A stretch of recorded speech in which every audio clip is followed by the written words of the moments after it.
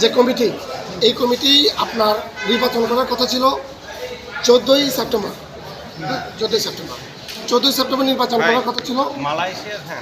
আচ্ছা একটু ভাই আসেন পাশে তো 14 তারিখে যে নির্বাচন করার কথা ছিল, আমরা যারা বাইরের সদস্য যারা ছিলাম, যারা আছি, তারা অনেক কষ্ট করে বাইরে যে বকেয়া ছিল তারা আমাদেরকে ডেডলাইন দিচ্ছে নির্বাচন কমিশন।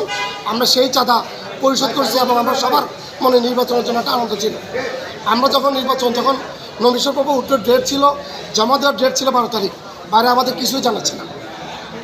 আমরা যখন কিছুই জানাচ্ছিলাম তখন বাইরের কাছে যাই যে আপনারা আমাদের কিছু জানাচ্ছেন না কেন, তখন বাইরে আমাদেরকে বললো আমরা বাণিজ্য মন্ত্রণালয়ের কাছে আবেদন করবো মেয়াদ বাড়ানো।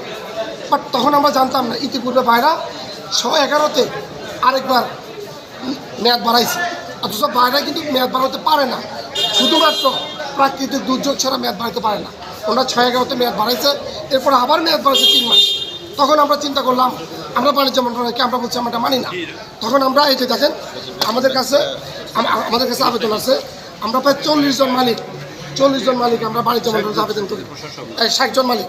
তো সেই ক্ষেত্রে আমরা বাণিজ্য মন্ত্রণালয় সচিবকে বলি যে স্যার দেখেন এই যে ভাইরা যেটা আবেদন করছে এটা টোটাল ইলিগ্যাল, আপনারা এটা মেয়াদ বাড়ানো যায় না।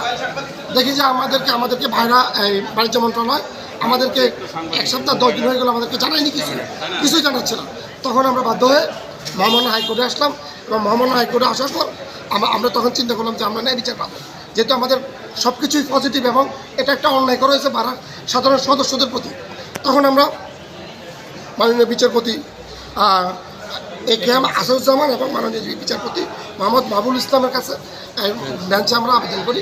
আলহামদুলিল্লাহ ওনারা আমাদের পক্ষে রায় দেয় এবং ওনারা এই বাইরের বর্তমান কমিটিকে অযোগ্য কমিটি এবং বাজেয়াপ্ত স্থগিত করে বাণিজ্য মন্ত্রণালয়কে প্রশাসক নিয়োজন নিতে। ক্লিয়ার?